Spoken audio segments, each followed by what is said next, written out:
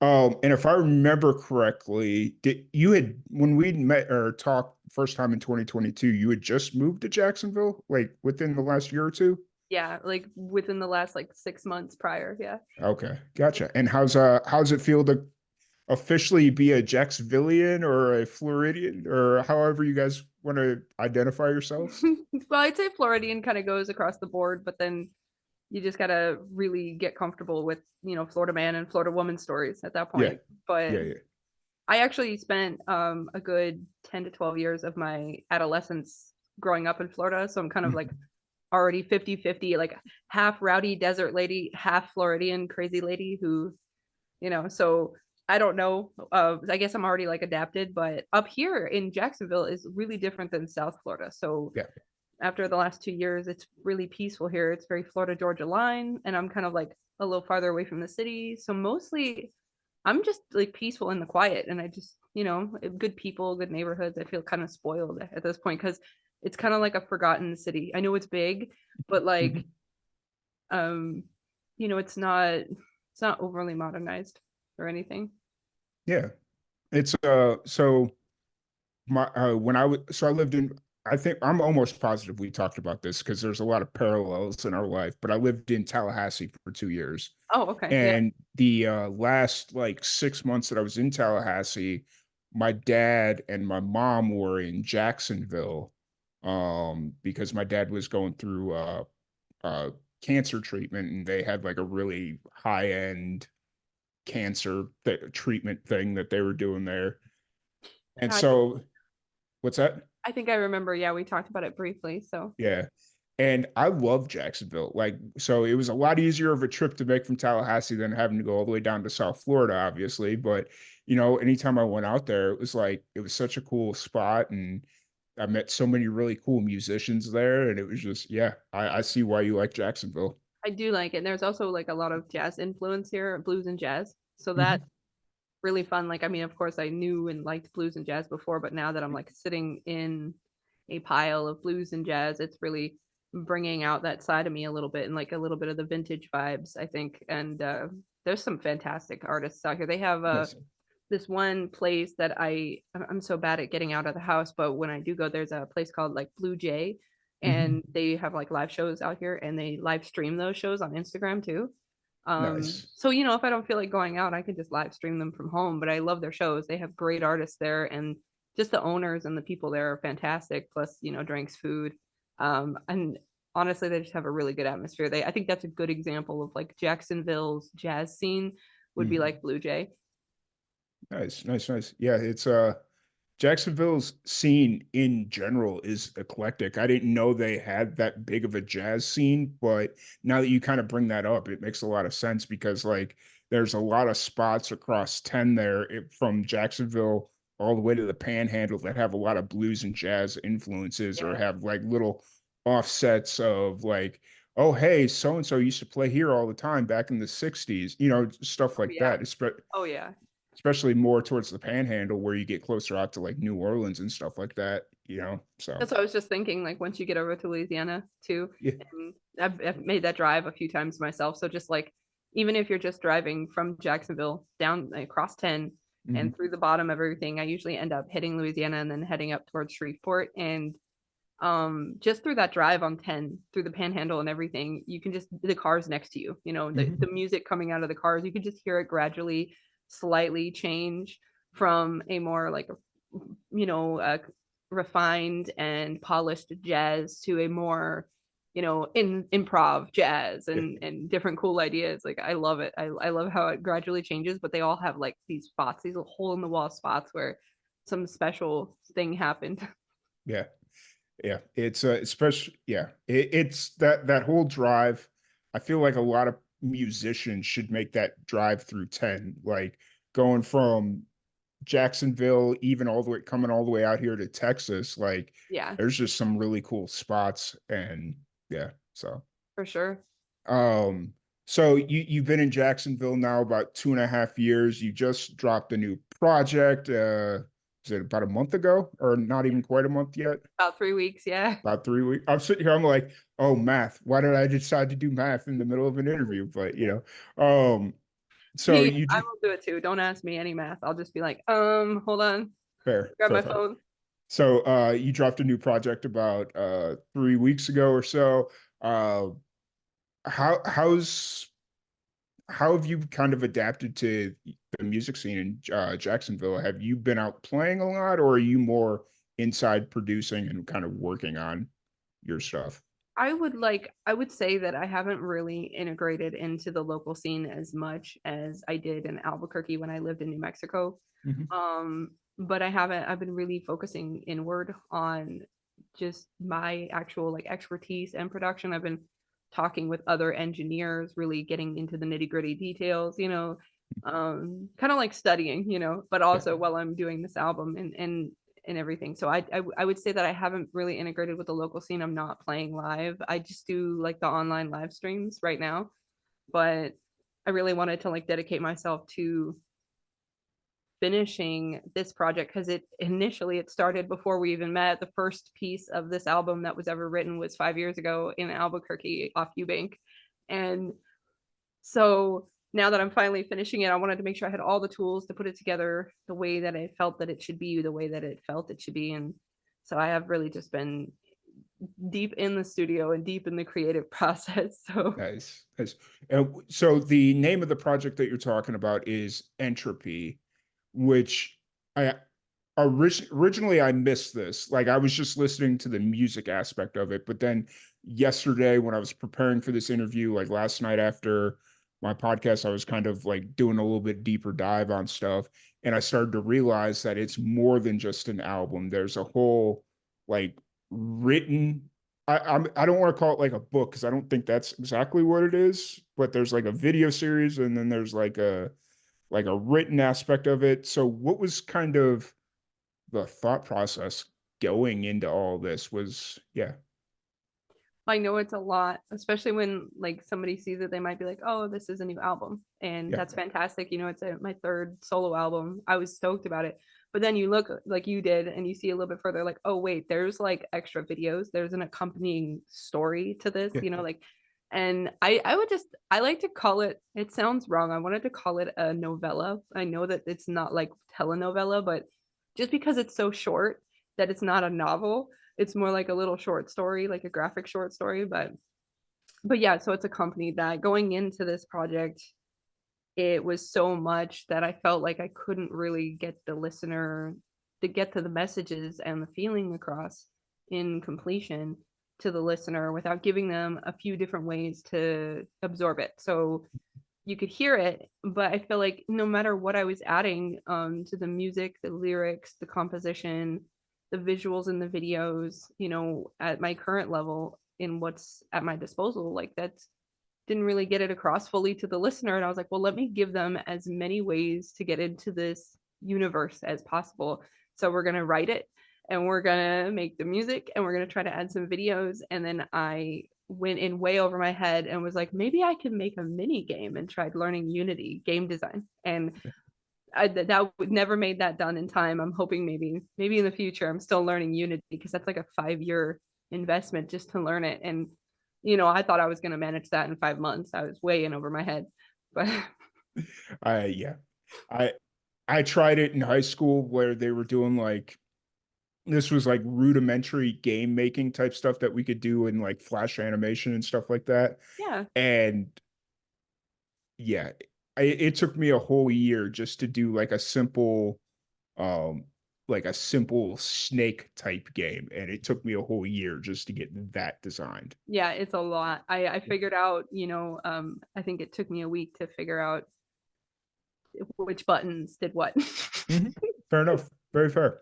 Um, I will say that I do love when musicians or bands or creatives look outside their preferred medium to start expanding on their story. Like with you had the idea for the album Entropy, and then you moved it into a storyline of some sort, like story book, however you ultimately see it being perceived, whether, Yeah. it's just kind of like little excerpts or if it's going to be a full book or a comic, like whatever you think it could be.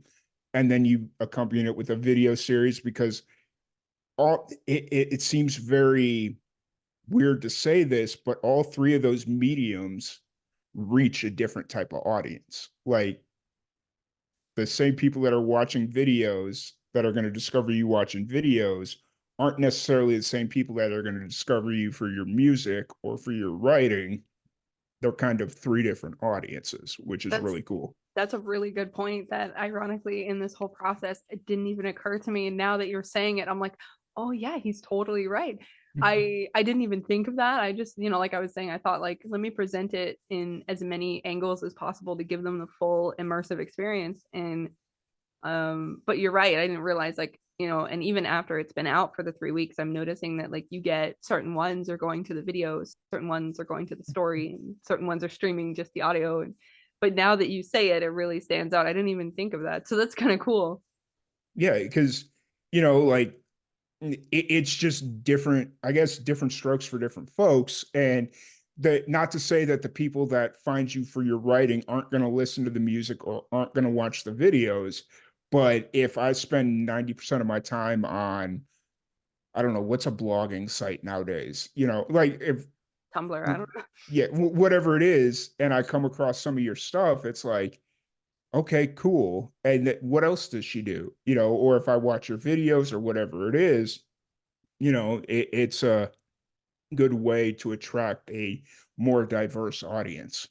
Very good, yeah, that's a great point. And I think it's the only thing now that you've brought that to my attention, I'm kind of excited because they are really, they're equally as absorbable, Mhm. standalone. So if you're Mhm. just reading it, you can read it and it's still a full experience. You don't need to have them together to Mhm. get a good, experience. So that's I guess that was more of like a happy accident that that was successful, I suppose. I think it is, but Yeah, I guess we'll find out.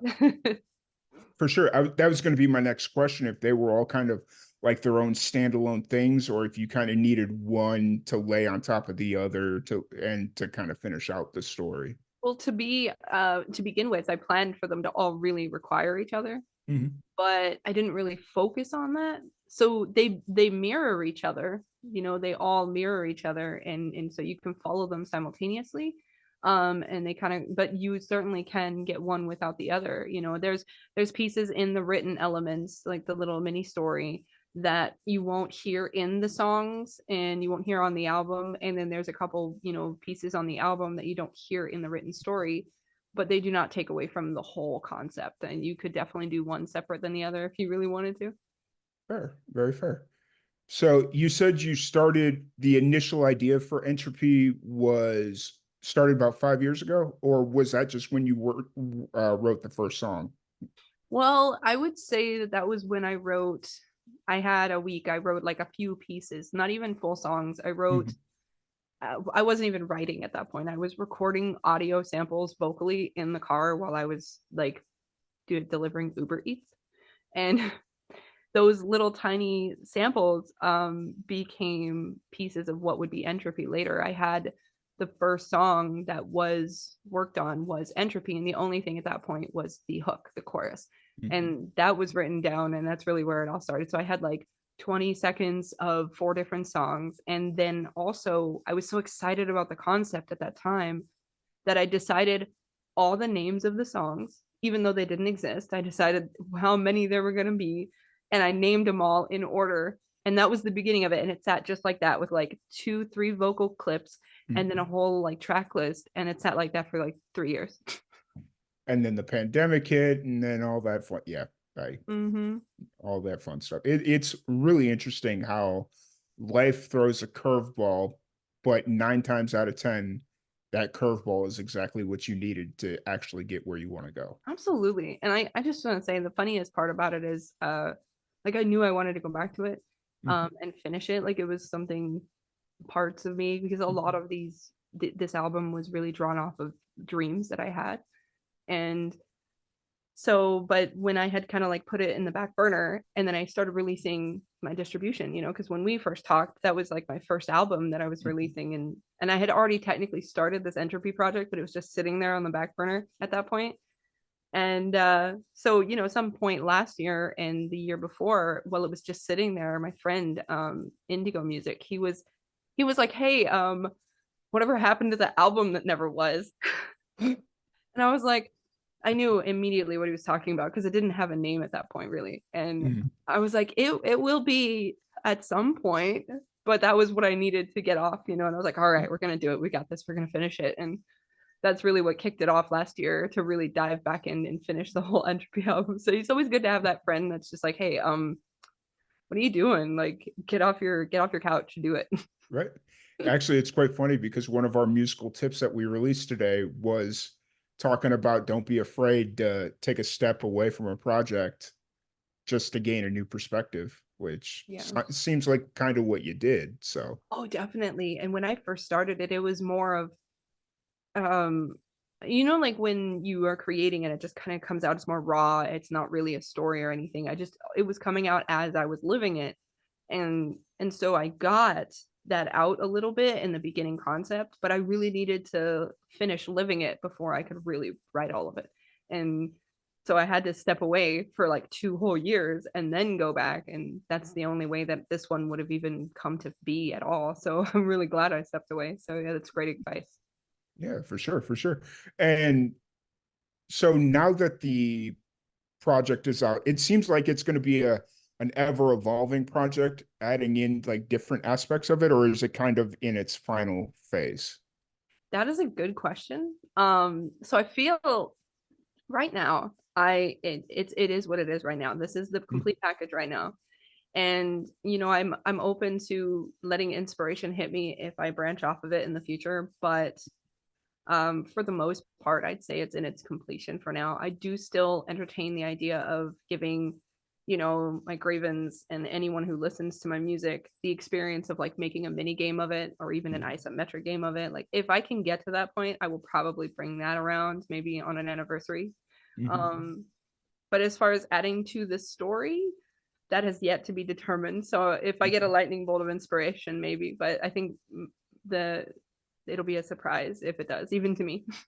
Fair, very fair. It was a question that I wanted to ask because it just seems like there's a lot of room to expand on it if you wanted to, but it's a very tight, clean, cohesive, complete story as it sits. So it's just like you could go either way where it's like, yeah, you could expand on it if you want to, but I don't think it really needs to. But then you had also mentioned about the idea of creating a game for it and all that stuff. So it was kind of a Yeah. multi-pronged question. So Oh, for sure. And I do like once you step away and you like let's say you read it, and you get to the end. I'm not gonna tell anybody the end because I don't want to ruin it. But once you get there, you're even throughout the whole thing, you may want more. Like there's like you said, there's definitely things that could be elaborated on, and some of them might already be completed in my mind. I just mm, haven't put them to paper or presented them yet. So I mean, that's really, I guess it's just a matter of when they come out, they come out. I know it sounds generic, but that's kind of how I work. fair, very fair. And so now that the project's out and it's been out for 3 weeks or so, what's kind of running through your mind right now? Where's your headspace at right now? It's a breath of like relief, Mm, in a way, like not because I didn't enjoy it. I enjoyed the whole experience, but I don't know if every artist has this. I'm sure they do. But I'm like the production and all that, or when I'm writing or composing or any of it, like the story. I've never written a story before, so this was like, even it's like tiny little story, but it was definitely out of my element. And so when I was working on that, and when I'm working on any music, I always sound like I'm really not having a good time. Anyone who witnesses me in the studio is just gonna hear me sighing a lot, and I will have my moments of like, this is great, I love this, listen to this, or but most of the time I'm gonna be like, why won't this? And they're like, oh, are you not having a good time? I was like, no, I enjoy every second of this, but for some reason, it's like it's prying paint from the walls of my brain and just getting it all out there in the way that I think it needs to be. And mm, so after that, like doing that for a whole like 9 months to a year, I'm just like, we don't have to do that right now. I'm taking a little bit of that break. And when I did the first half of the album, I released the first portion of the album, like the first 6 tracks, I believe, as singles prior. And I was doing them one per month. So it's like 6 months straight. And I was writing the story as I each released each chapter. It was like, I was so glad. I was like halfway through, I was like, all right, we're gonna do the second half all at once. I'll be back, guys. You're getting it in January. And so I can really get this finalized. And now I'm just like taking that breather and enjoying it from the outside perspective now that I'm not really grinding at it, actually. Nice, nice, nice. Going through going through that grind, what was the motivation to get it done? Was it just because it's been sitting in your back pocket for so long, or was there another motivation? What was kind of the motivation? Well, the initial motivation was still like buried in there from when I first started writing it. I was going through a really struggling time emotionally. I was changing. I don't know if you could say it's growing up or just what it was, because I think we're all always growing up and then reverting to childhood as we get older. But so initially it was just struggling, and I wanted to get that struggle out onto paper to really process it. Yeah. And because the dreams that these stories were really inspired by and the album was inspired by were kind of like a story. That's why I wanted to present it to people as a story, because that's how I witnessed it. It was almost like a story told to me.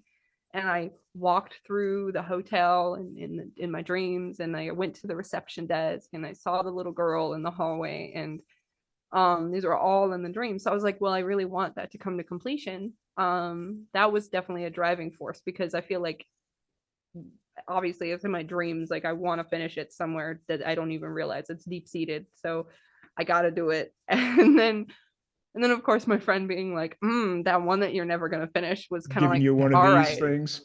Yeah, and I was like, well, now that you mention it, now you, because I'm like that type, when someone's like, oh, I bet you won't, I'm like, oh really?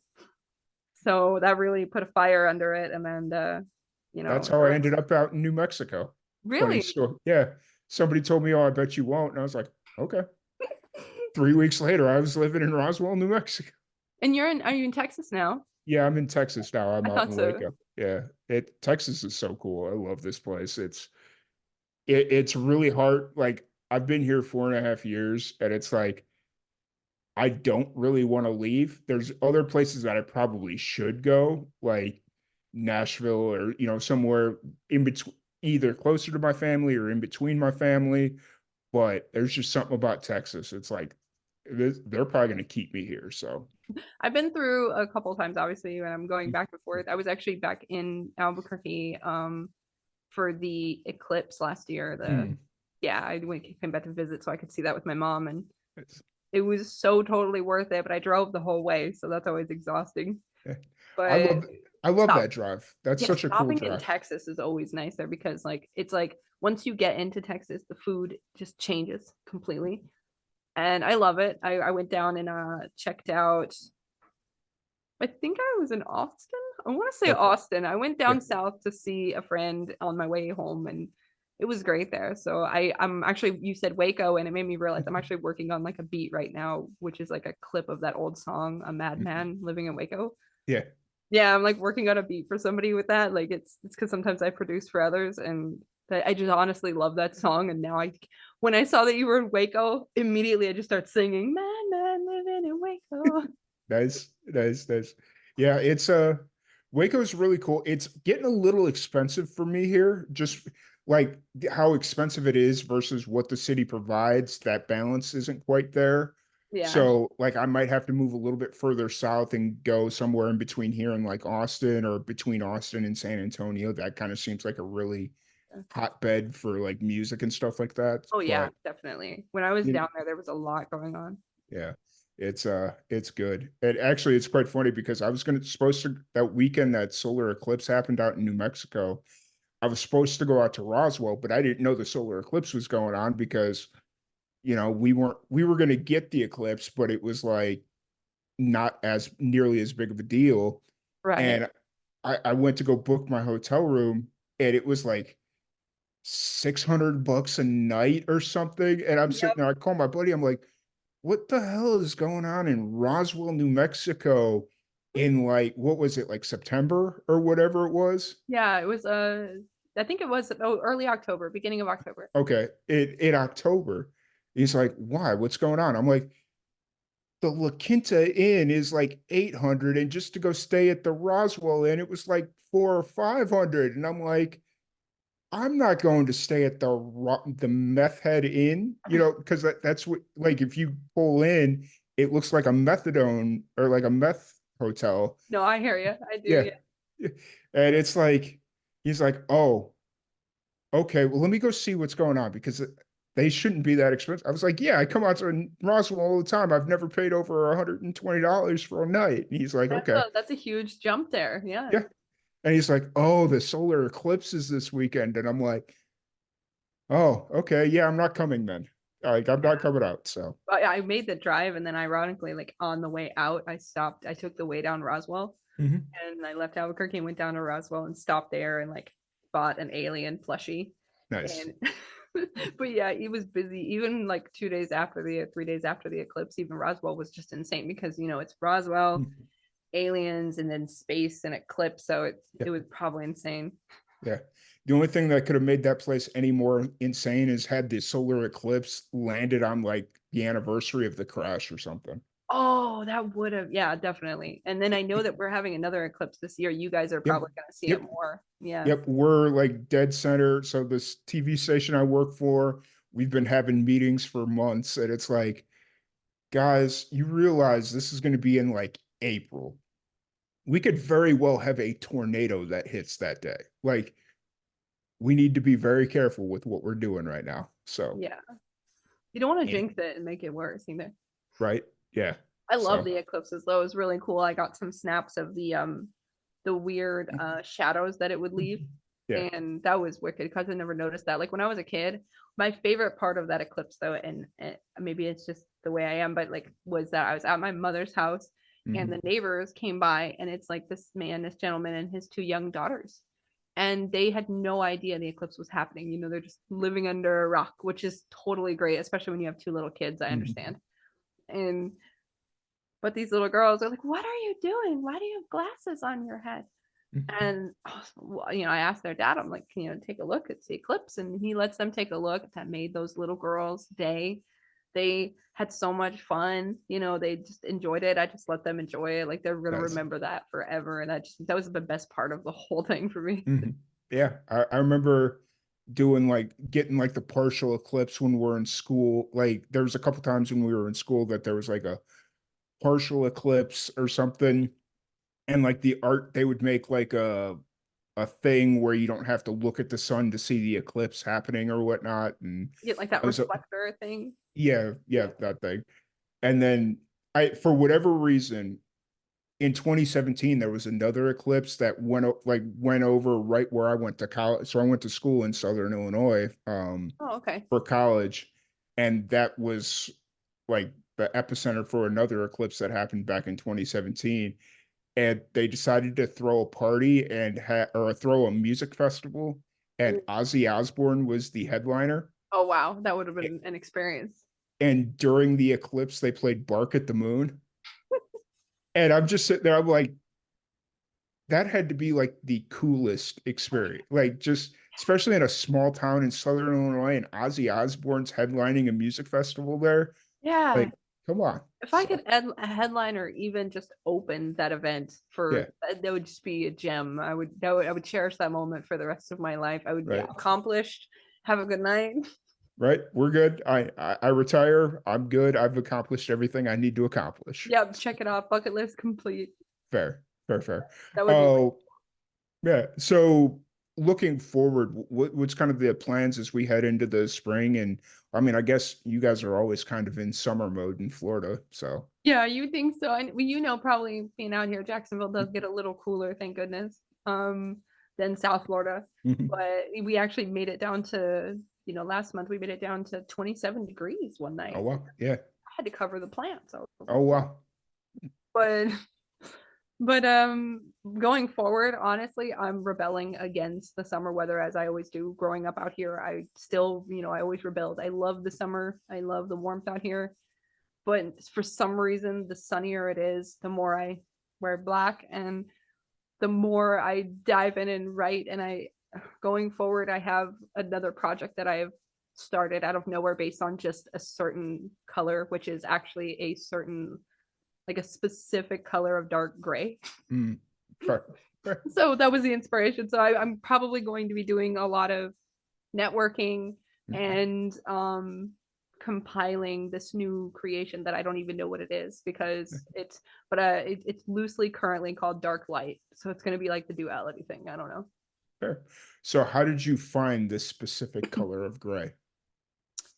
That's a good, oh, actually really cool. Now that you reminded me, such a cool question. Um, I do a lot of like AI prompt engineering Mhm. and stuff. So it's kind of like that's like what I do outside of music. And when I was working on some revisions, like just making my prompts properly or whatever, because I test different ones, when I was doing that, it like prompted an image that was really messed up and it wasn't what I wanted. But the only thing I liked in that image was the specific color gray. Mm. And in that image, the color gray was like, it kind of gave it this really like, you know, vintage, not like vintage, like vintage for us, but I mean like vintage for the next generation, like 90s camcorders gray vibes. Okay. Yeah. And I was feeling it. I was like, all right, I want a gas station payphone in gray. And so now that's where I'm at for the summer. I'm going to be a monochromatic gray tones. Hey, that's all good. I think that might be a better story than what I was envisioning. For some Oh, reason, I was just like, wait, did she go to like Home Depot or something to paint a wall and then she just randomly came across cell phone gray or, like whatever it's weird name kind it. of like this gray now that you mention it. My little like backdrop, it's kind of like that one. Yeah, a little bit darker, but that would have been better, I think. Home Depot would have been fun. Yeah. Oh, so as you start looking into this project, writing or, like whatever the initial steps are to in the approach, are you when you go into a new project, do you like to listen to other musicians for like inspiration or are you kind of pretty consistent in your inspirations?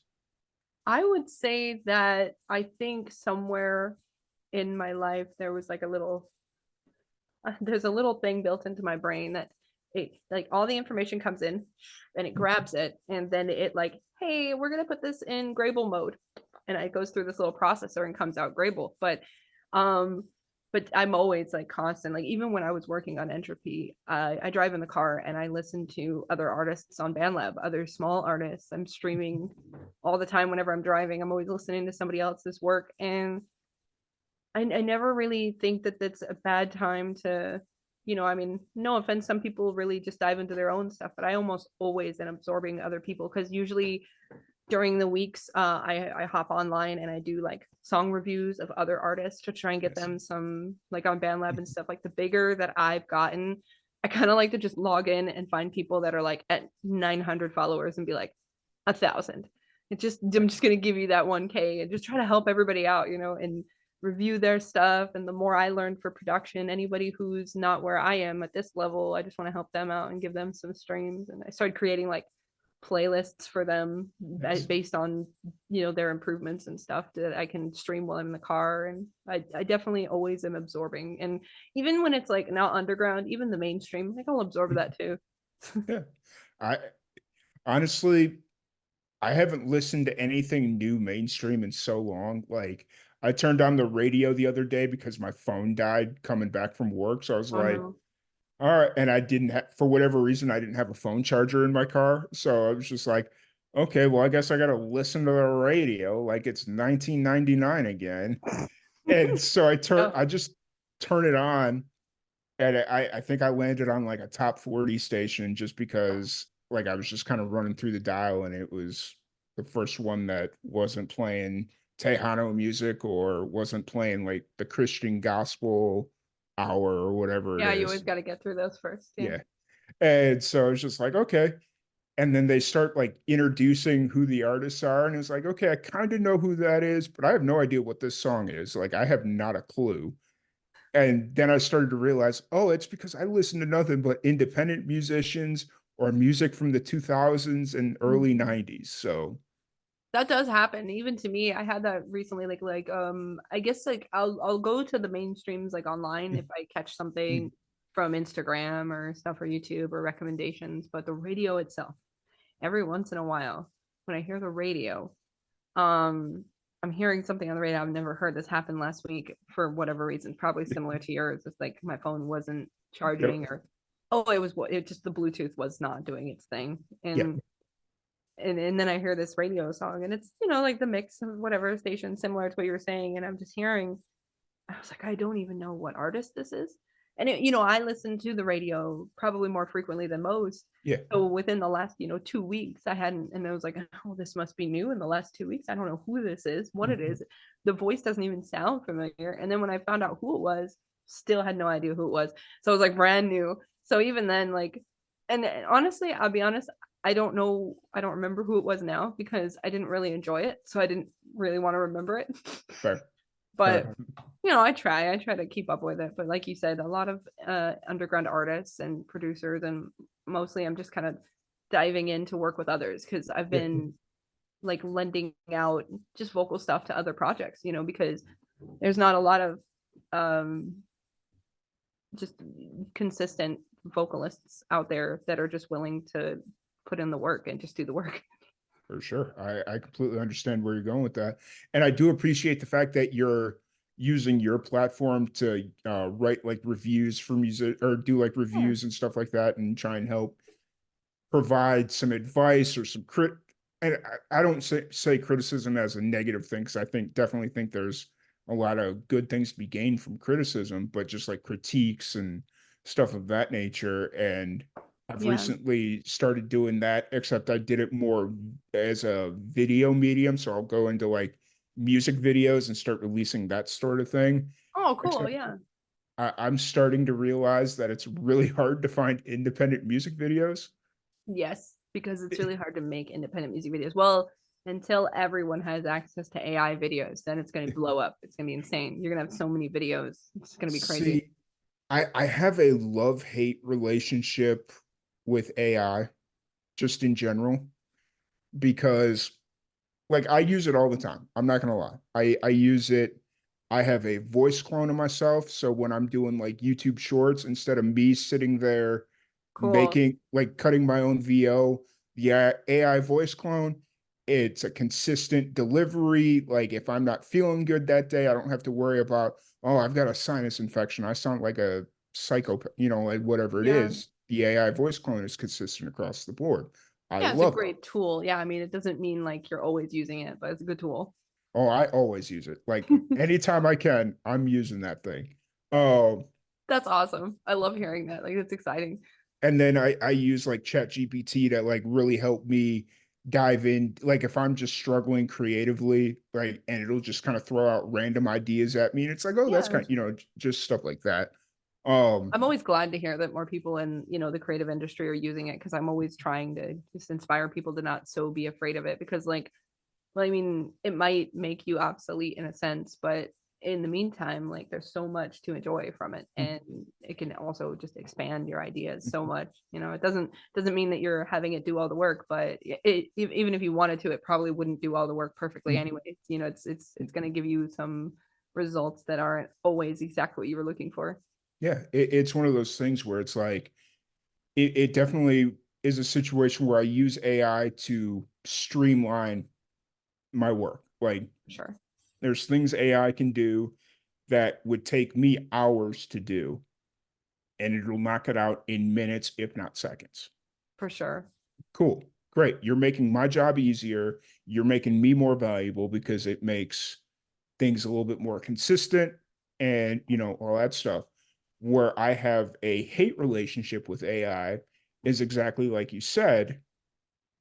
It's going to replace me at the end of the day because the job that I have, a little inside baseball, they're starting to play around with a video editing software that's all AI based.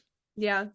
And so basically, so I'm a commercial producer, so I make like television commercials and stuff like that. That's how Oh, I okay. pay my bills. That's right. I remember. And they're starting to experiment with this AI software where all they have to do is put in the name of the company, their logo, and like a website, and it'll produce a commercial based off of those three things. And it's like takes them a minute maybe, and I'm like, I couldn't even come up with a concept for a commercial that quickly, you know? Yeah, So I feel like these things are, first of all, they're definitely going to be the future of most things. There's going to be probably a point where people start recognizing like what commercials were AI generated, and there will be like the mockery of it for a while and just the enjoyment. Then there's going to be the acceptance, and then it'll be normalized. And yeah. I think I've been excuse me, I've been trying to create like this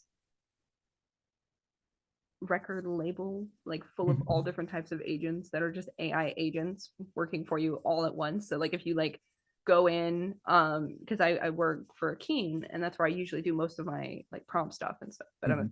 I'm creating, like, okay, you have your creative director, you have your music producer, you have your, artist agent or whatever, whatever you have, a music video director, and they're all in this little pile, and I just chat like, hey, this is what I kind of want to do, what are your suggestions? And Mhm. each appropriate agent that is not even a real person will give ideas, not only just give ideas, but at this point I've gotten them to where, just like with the the website and the business, they're catered to like the Grable brand identity. They know, all the previous albums, all the previous lyrics and stuff like that. And once they know that, and you could have that be a quick, easy customization for other artists, they Yeah. could just immediately have like a record label in a box. The only thing it's really missing at that point is your connections to the radio or film and things like that. Yeah. Yeah. Yeah. It's one of those things where AI is going to make it to where the real value is this. This is going to be the real value of the forward facing brand or the forward facing figurehead of any company or organization. So the person that sits in front of the camera or the person that has the connections that can fill in those blanks that AI necessarily can't do. Right. Well, for the So, time being, if it, I don't know if it'll always be. Eventually, maybe it'll be able to fill in all of the things. Who knows? yeah, Who yeah, knows? fair, very fair. It's But yeah, I can actually, see how that's probably like the side where you're like, I'm gonna be obsolete one day, you know? yeah, it's all right because like AI's here, like, and that's the thing I keep telling everybody that's like so dead set against AI. It's like you've been using AI for the last 20 years and you don't even know it. Like, you think that term paper that you wrote back in ninth grade that was spelled that you wrote on Word that was going through spell check, that's not AI. That is a rudimentary form of AI right there.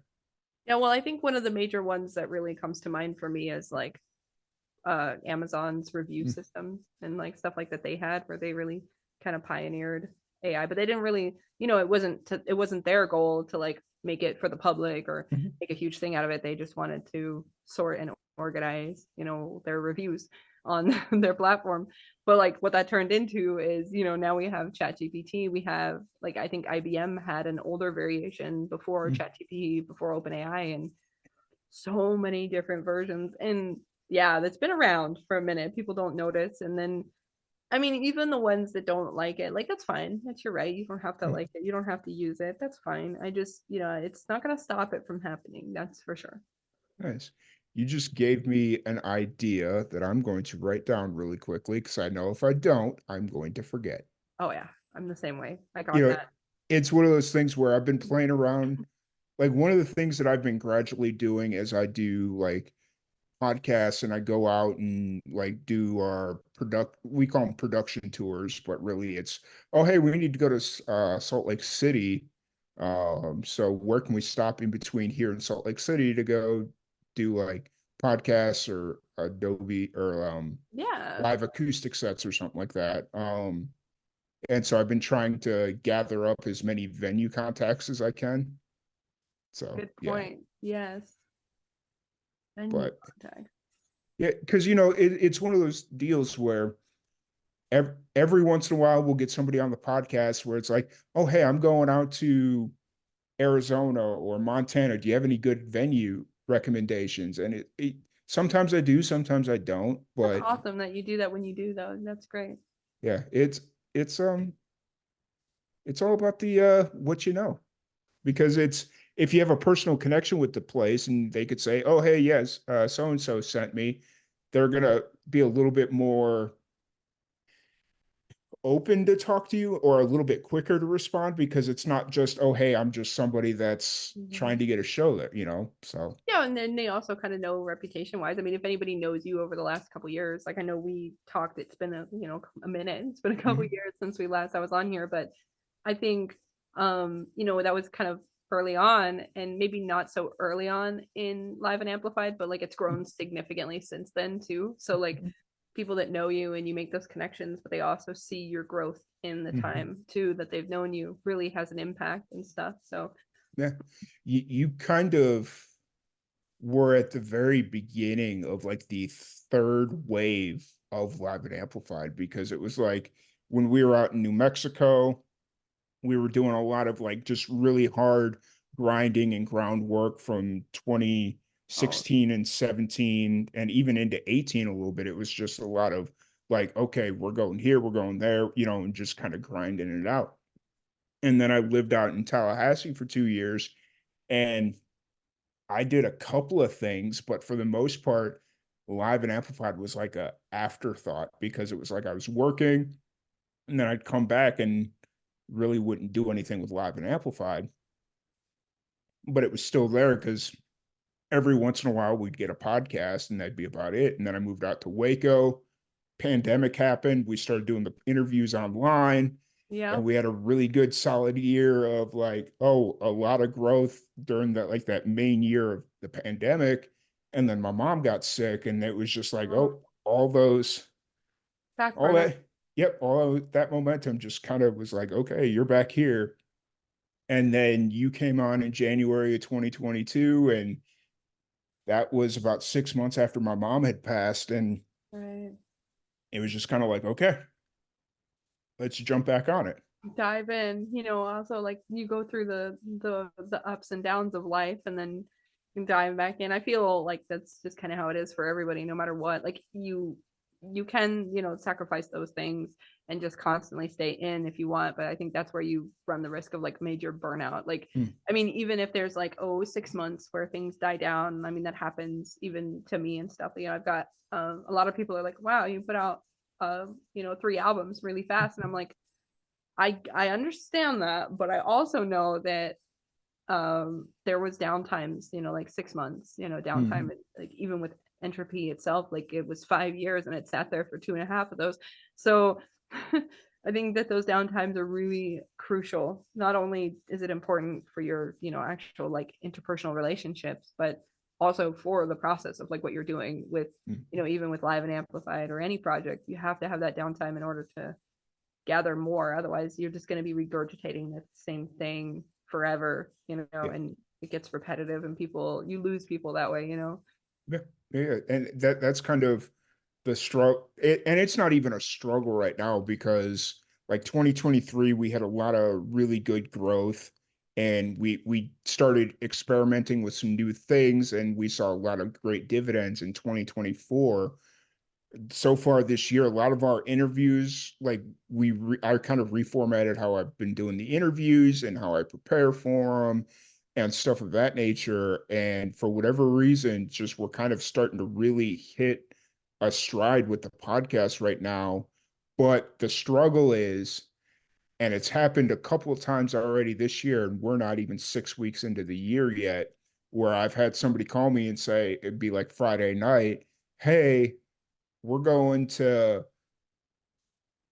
whatever brewery or whatever bar or wherever to go see so and so play. You want to join us? Or, hey, we're having a cookout at my place. You want to come hang out? And I either miss the call or I'm elbow deep in working on a project. And it's like, dang, I really need to get this done because if I don't, then that means I'm going to have to come back tomorrow and, reevaluate what I'm doing and all that stuff. And sometimes maybe I just need to be like, you know what? Yes, I'm going to stop what I'm going to do here because it's not that important. and I'm gonna Right. go out and enjoy it. So Yeah, you might want to consider that. Only, I mean, I'm definitely not the best person to ask because, as I mentioned before, I'm not really integrated into Jacksonville as much as I could be.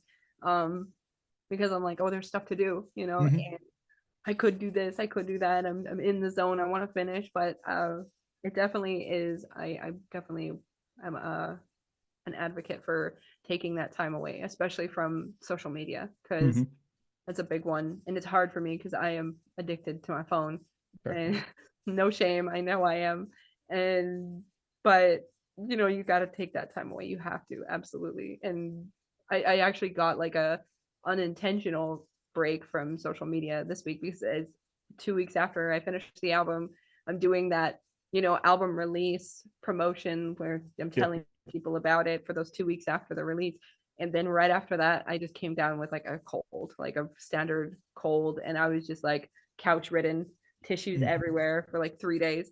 And so I didn't even want to look at the phone. And I just lay there for 3 days and enjoyed my existence, even though it was dreadful. And it was a great break. Like I really needed it. And then coming back to it, I was kind of like, all right, well, that's when I messaged you and I talked to you and I was like, well, I'm laying here and I have nothing really to do with myself. I can't do anything. I'm useless.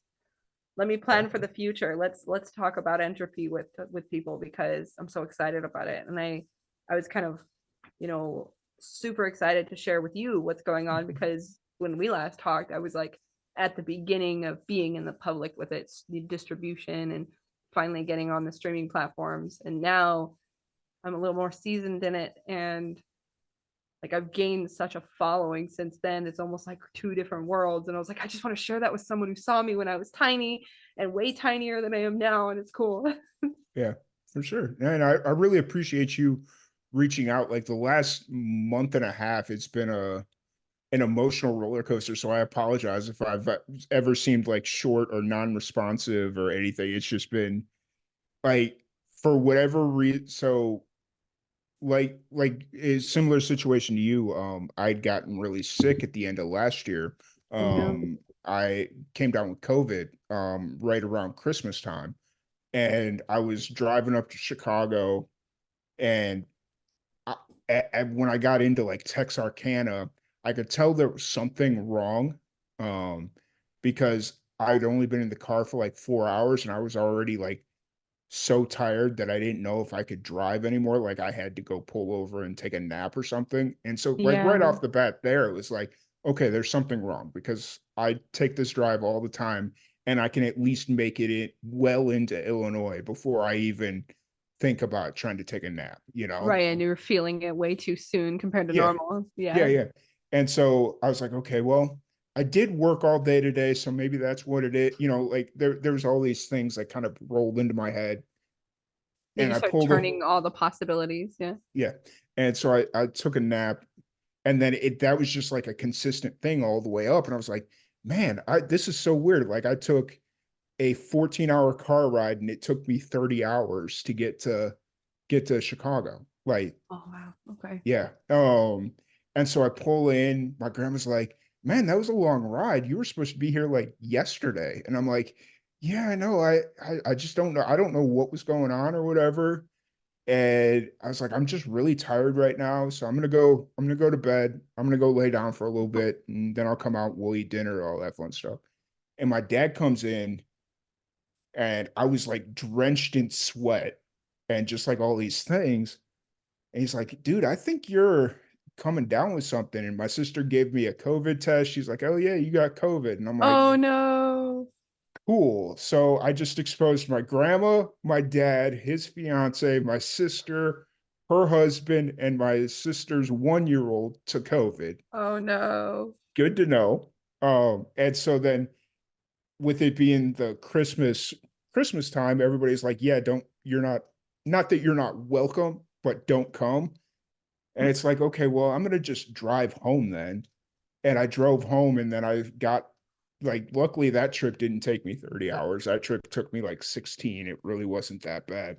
Oh, interesting.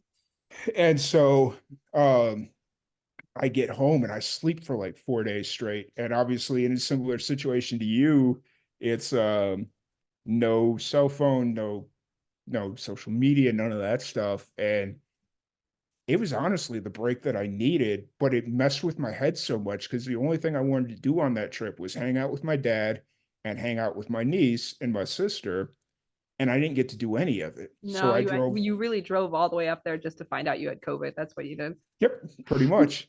And it messed with my head so much that like it put me in a bad place, like a very bad place, because it was just like I drove all the way up here. My dad's 69 years old. Like he's not old, but he's not Yeah, young. So it's like the reality of that very well could be the last time I ever saw him because right. you just don't ever know. Yeah, and you feel Or like that you're missing that time. Like, oh yeah. no. And so like it messed my head up. And then I come out of it and just for whatever reason, New Year's Day, things just kind of were like, you know what? Fresh new perspective. None of this is guaranteed. Let's jump into it. Let's get 2024 off to a start. That's a And good way. Yeah, I mean, you gotta like process it and then also jump out of it because you can't yeah, stay there yeah. forever. Oh, because if I was still that depressed as I was that week in between Christmas and New Year's, man, yeah, Well, I'm good. you seem to be really kicking it off with a strong gusto because I mean, I get that. I feel like this year was probably the nicest Christmas and New Year I've had in a while. Like I didn't have any, you know, I wasn't feeling depressed or bummed or anything. I was excited to release the album, but that was it. Like I was super excited. So, but I understand what that's like because I've been there and stuff, and I've been worried about my mom, but I got the chance to go visit her last year, and so, but I feel like if I hadn't and I drove all the way there, and oh my gosh, yeah, it would linger on you. You know, you would feel some sort of guilt. It's not really guilt, but it's yeah, it would stick around for a bit. So it's I'm Yeah. glad that you kind of like work past it though. Yeah, because like I think there was this moment that really got to me was it was Christmas Eve and I had decided, okay, instead of sitting here risking getting my grandma sick because I was sleeping in my grandma's bedroom because she was like hard set on the idea of no, you need a bed to sleep in. I'll sleep on the couch. It's like, grandma, you're 90 years old. Why are you sleeping on the couch? That's And like grandmas. That's what grandmas do, don't they? yeah, and so there was just like fear in my head. I was like, no, because everybody's like, no, stay. You take a couple of days, you're fine. Like it's not that big of a deal. And I'm like, yeah, but grandma's got to come in here at some point. And if I get her sick with COVID and I'm the reason she dies because of COVID, because like my grandma, Never gonna forgive yourself with that one. yep. And so I just That's what it feels left. like. And there was this moment where I was standing in the driveway, my dad was standing in the garage, and I went to go give him a hug, and I realized that I couldn't do it because COVID. COVID.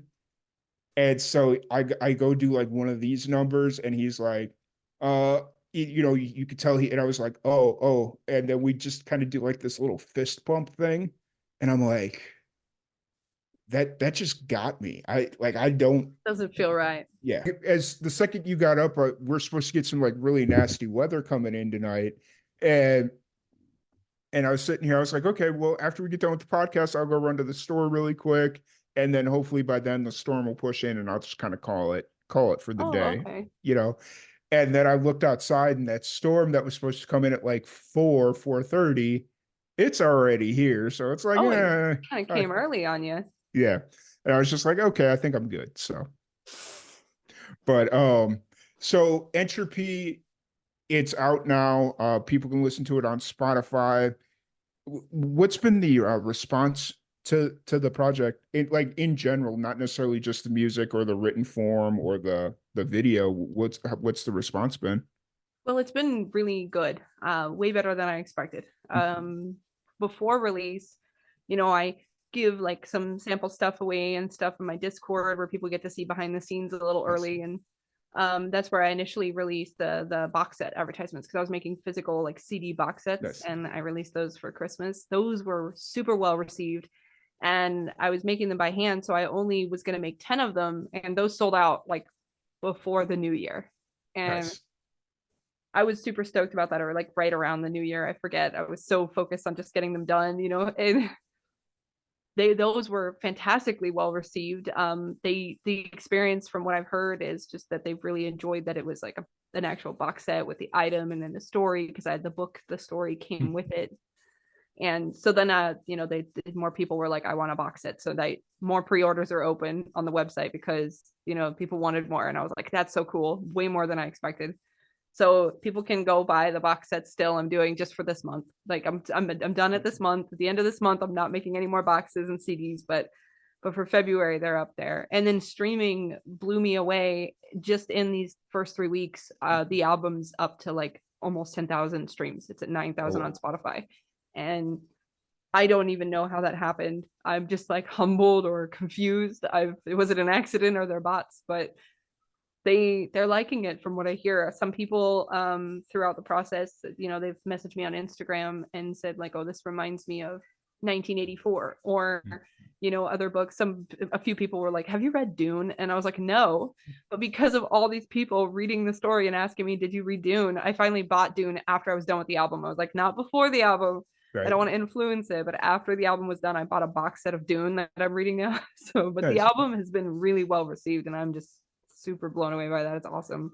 That's cool. It's so funny you say that because I feel like a lot of musicians, if somebody had brought that up before the album release, they'd go out and buy it just to either A, make sure that what they're working on isn't a ripoff of it, or to see if there's any inspiration to be pulled from it. True. But you were just like, nope, I'm gonna wait till afterwards.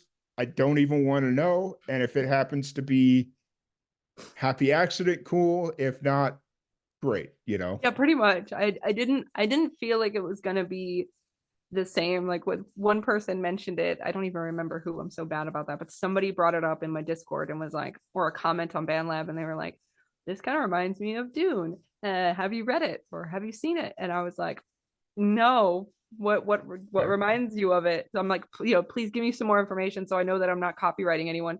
But they were just like, oh, it's just got a similar atmosphere, or it feels a little dystopian. And I was like, oh, cool, dystopian. That's not too close. We're good. Never mind. I'll read it Yeah. when I'm done. And but the rest of it, I was like, no, we're gonna run blind. We're gonna put it off. I don't want to jade the influence of the story. I want to get it out finally in its completion before I absorb anything new. Yeah, for sure, for sure. So for the written aspect of it, or of entropy, or the story, I guess is the best way.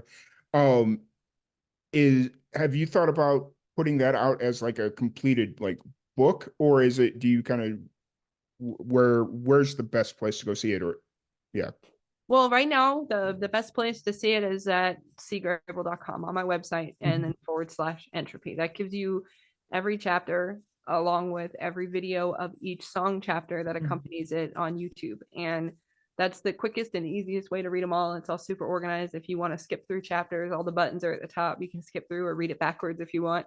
Yes. Um, I am hoping to at least add a little bit more of a from a developing standpoint, I guess. Like I want the user experience to be a little bit better on that particular page. It's still really good the way it is, but I Oh think I yeah. want to make it feel more like they're walking through a hotel. Nice. But they can read it there and also, hear the songs there if it's side by side. Like you're scrolling on the page, you have your video on the left hand side and the chapter right next to it on the right hand side. So you can read it while you're listening or do it before and after. So Nice.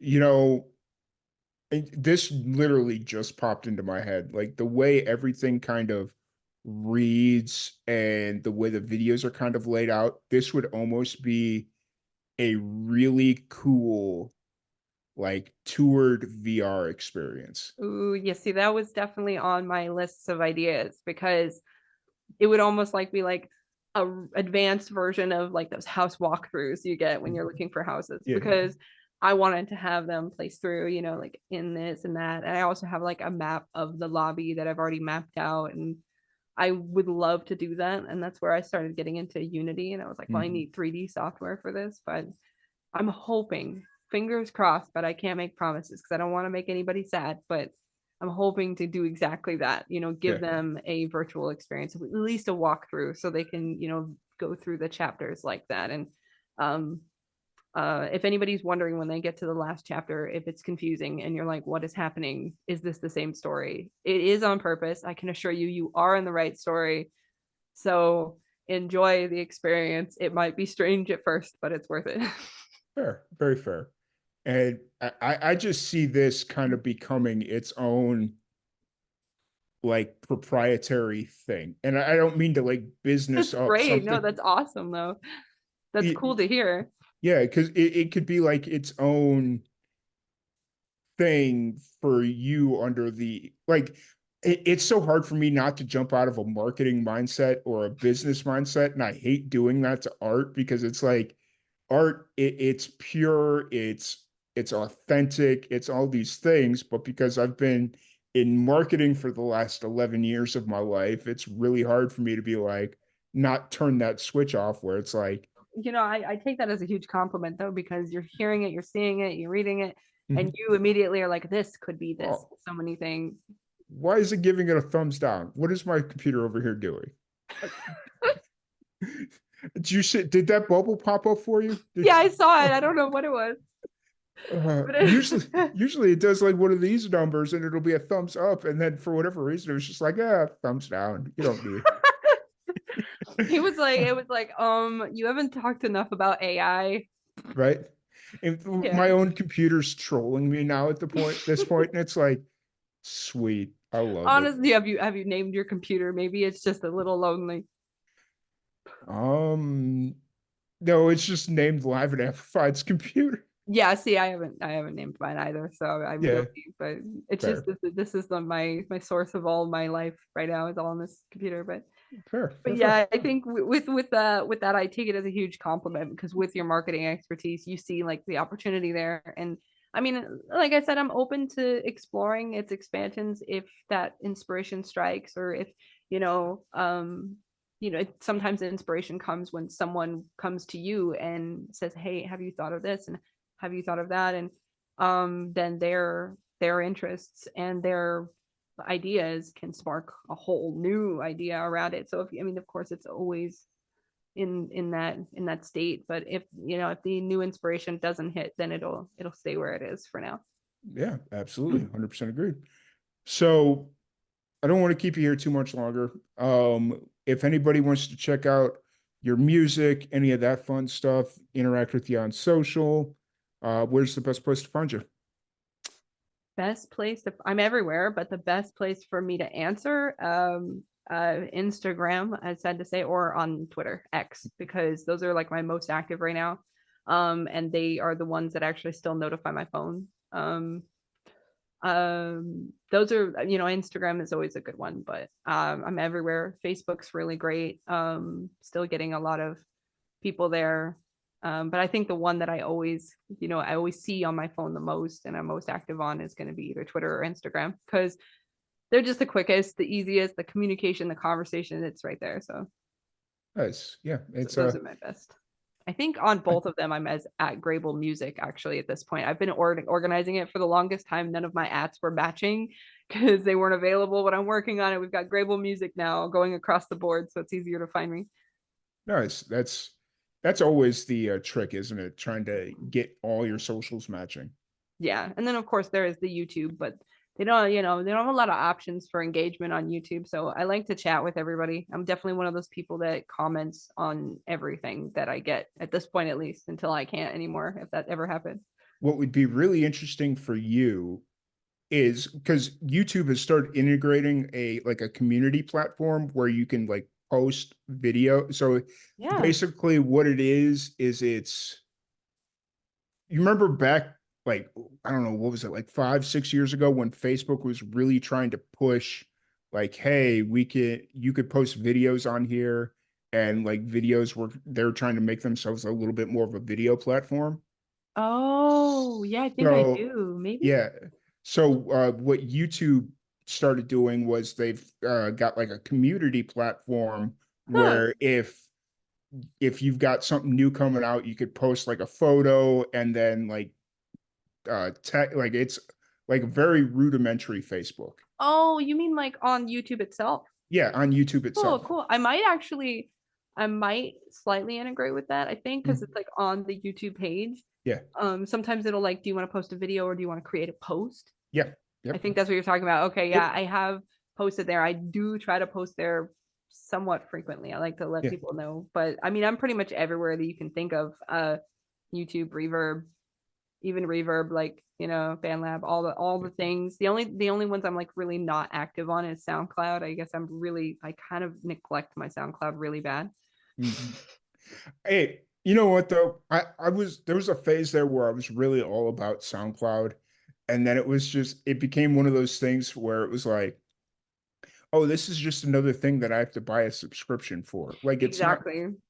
it's not really like social media to get like the full impact of it. It's like Mm, if it was legitimately like an independent version of Spotify where you yeah. just post your music or you post your podcast or you post your radio show and you don't have to pay a subscription for it, Yeah. great. That's perfect. Yeah, and But you don't really get a lot of the interaction there. Like I mean, I don't at least, and it could yeah, just be me, but like comments is really all that's there. I don't even know if you can message people on there. fair. Yeah. Well, and to be fair, you're not a SoundCloud rapper. Like that seems to be the only thing that gets traction there. I suppose. I mean, more power to them, but it's not my area of expertise. I'm not a rapper, that's for sure. And I don't know if I'd ever be able to do something like that just because I fumble over my words enough as it is. And I just realized I'm drinking out of a Flanagan's cup. And for anybody that isn't from Florida, doesn't know what Flanagan's is, we'll leave it Brought there. that to the show on purpose, didn't you? No, it was literally, I was drinking out of it last night because it's the only glass that's like big enough to where I don't have to get up every 20 minutes to go get water. Fair enough. That's why I got this one. This is Yeah. my Halloween cup, actually. Yeah. And when I moved here to Texas, I was at my parents' place and they're like, here, take all these cups. And it was like seven of these. And I'm like, That's cool though. yeah, it's cool, but for the most part, it's like, I don't need seven Flanagan's cups. Like, am Who I, doesn't? I mean, who doesn't? what am I doing? Opening a Flanagan's in Texas? Oh, but Promotion. Spread the word. everybody come to Florida, South Florida, Please don't do that. No, go back. They're already here. No, don't. They're already visiting half the year. So Yeah. Oh yeah.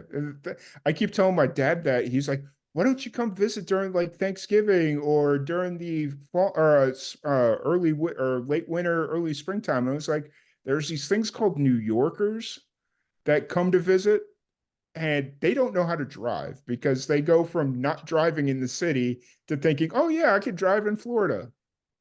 Florida is a different animal. And what's really interesting is Jacksonville is like its own Mhm. animal inside of Florida. Like as far as drivers go, it's definitely a weird combo of the two. Like out of all the places I've lived in Florida, Jacksonville is like all year round, the drivers are somewhere between South Florida and snowbirds.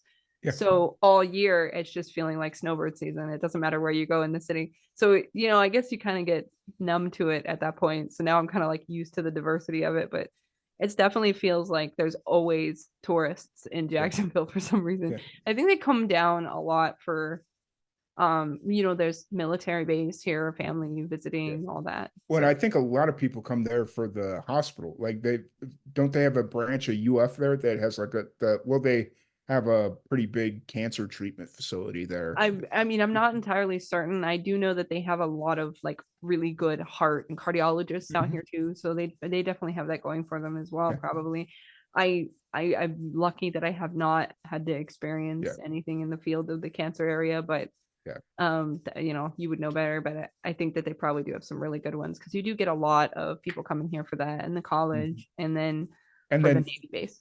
let's not brush over St. Augustine because Yes, St. that's what I was Augustine, gonna say. Yeah, I was gonna say you got Ripley's Believe It or Not down there, yeah, and then all the history and yeah. The last like trip that I went on with in Florida, we went to St. Augustine because my dad had just gotten off his treatment for the week, and he's like, "Hey, I'm feeling good. Let's go somewhere." And I was in nice. town, and we went to St. Augustine, and I was like, "Do people know that?" Because it was like October, maybe end of September, and there wasn't really a whole lot of people there. Do people even know that it exists? Yeah, and it's like, I do think they people? do, but they go out when it's warmer because they're all Yeah, acclimated to the weather. fair, very fair. It's one of those things where it's like if it's the locals, it's like, oh, I can go anytime. When am I going to go right now? You know? Yeah. So I've really had an awesome time talking about this project and catching up with you too, and hearing about where you've been too, because I know you're still going. I see the posts and I check out yeah, your videos, but we haven't really talked for a while. So I was like, yeah, what happened in that time? right. Yeah. I, I didn't realize it had been 2 years. No, me neither. I thought it was like And maybe a year and a half. yeah. So, but I'm glad you came back on. I'm glad we got this booked and sat down to chat. And I think by doing it on the weekend, it gave us a little bit more flexibility to not feel constrained to a certain, like, oh, we got to be out by a certain time, you know? Yeah, I figure like the blessing of it is like if there's anything that you don't, you can just cut it out and just Yeah. later. Yeah. I got you. Gives you that wiggle room to do what you Right. want to do. Also, I really like like you said, the weekend. It allowed the opportunity for the wiggle room of time, but Mhm. also to not have to like rush out of work or get up early in the morning. Or in Yeah. my case, like I'm on like a normal early person schedule, so Yeah. that's why during the week I couldn't really do the late schedule because that's like dinner time. Yeah. I got you. I'm like an old It person. yeah, it's one of those things where it's like if I do anything earlier than 7, usually there's a good chance I'm going to end up canceling on you and rescheduling just because 9 times out of 10 I'm going to be stuck at work until 6:30 and it takes me at least a half hour to get home, especially in traffic. That makes And so sense. it's like I mean we could push it to 6:30 and just hope I get out of work before 6, but Well, doesn't for always happen. anything, like I think that there's no way to rush. You don't want to like get on the road in a rush. So that's Yeah. probably best the weekends for sure. Yeah. So I'm Yeah. glad though. I appreciate you taking the time because I was excited to talk about it. I've been working on it for so long and the story and the writing and the Mhm. music and the whole thing for anybody who wants to know, like listening to this, what you're getting into if you listen to the whole thing. It's a completely created by me, produced and everything.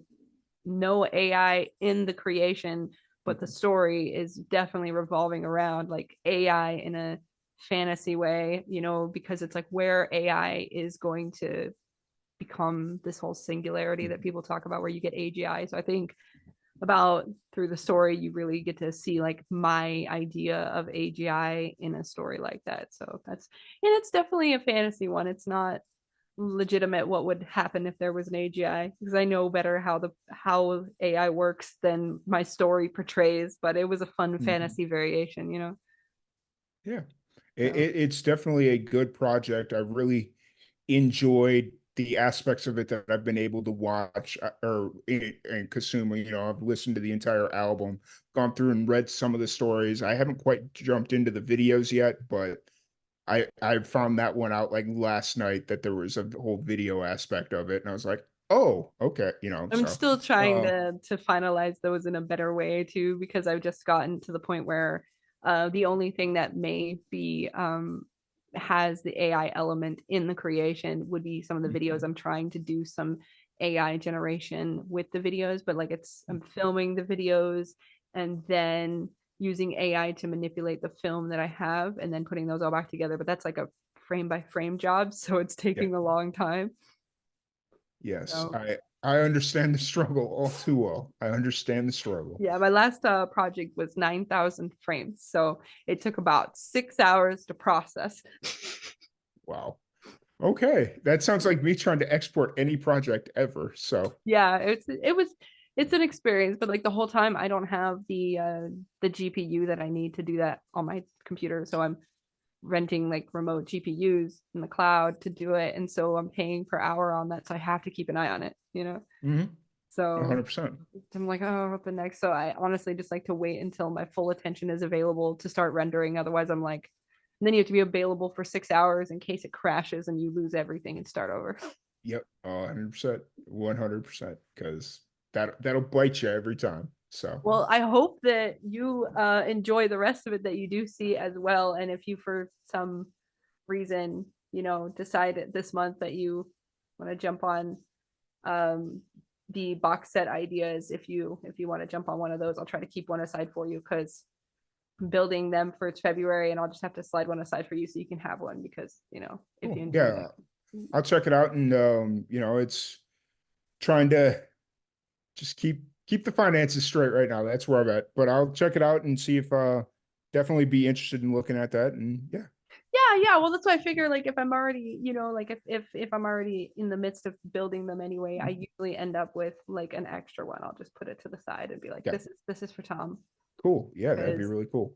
yeah, because I mean you've been awesome and stuff, Yeah, even over the last couple years. So yeah, still killing it out there. And I guess I'm gonna do the same. You gotta keep yeah. going. Yeah. I appreciate the hustle and kind of watching you appear in my Instagram feed when you appear more in my Twitter feed, which is quite funny. Like every Oh, time I'm cool. on Twitter, you're just kind of there. And I don't go on Twitter all that often, just because the culture that has been created over there, at least because you know how like everybody's feed is a little bit more independent between like all Yeah. the sports stuff that I watch and all that stuff. It's just Oh like yeah. I think I'm good. And then every time I'm on Grable, like just whatever, it could be like a 3-week old post and it's sitting right there for me. So I'm also like more active on there, like I was saying. Like I actually on Twitter, I actually jump around and give my opinion on things. Like I actually go to other people's stuff and like comment, mhm. and I'm really active on there. And sometimes my opinions aren't very popular, but I mean, I don't know. That's like the only place you really get to see my opinions on other people's stuff, because people are really talking about anything and everything on there right now. So, Yeah, and I am just I'm not like, even on my profiles it says that I might need some improvement on my politeness, because I'm not really good at being polite. I just say what comes to mind. So I also type what comes to mind. It doesn't always work out for me, but so I just go on there and I see stuff, and a lot of stuff going on in when it comes to like the concept of just women, the topic of mhm. women and men and all that equality and stuff. So I chime in on that topic quite frequently in my replies on Twitter. And so some people like it, some people don't, but Mhm. I'm just feeling opinionated about it, I guess. Are you sure you're not from Chicago? Because that's a very Chicago trait.